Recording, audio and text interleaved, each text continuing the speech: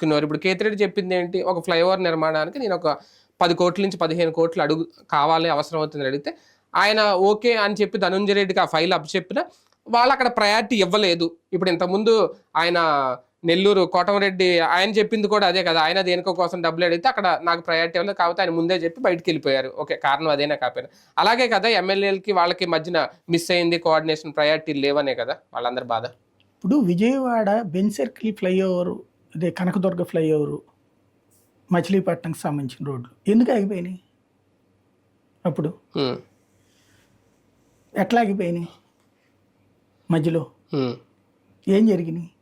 డబ్బులు లేకే కదా. అప్పుడు ఎందుకు కాలేదు ఇవన్నీ? డబ్బులు లేకనే కదా. డబ్బులు అన్నటువంటిది ఇక్కడ ముఖ్యం. ఇంకోటి, వీళ్ళు చెప్పిన దాని ప్రకారం జగన్ స్పందిస్తున్నాడు.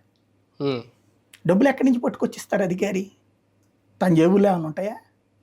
ఇప్పుడు ధనుంజయ రెడ్డి ప్రతిదానికి కూడా ఇక్కడ ఏంటంటే పాలనాపరమైన తేడా ఒకటే. చంద్రబాబు గారికి ఓ లెక్క పెట్టుకుని చెప్పే అధికారం ఉంటాడు వివరంగా. అప్పట్లో రాజశేఖర రెడ్డికైనా చంద్రబాబు గారికైనా ఉన్నటువంటి అలవాటు ఏంటంటే వాళ్ళ దగ్గర ఉన్న కొంతమంది అధికారులు ఎక్స్ప్లెయిన్ చేస్తారు, ఈ రూపంలో ఇట్లా చేయొచ్చండి అని.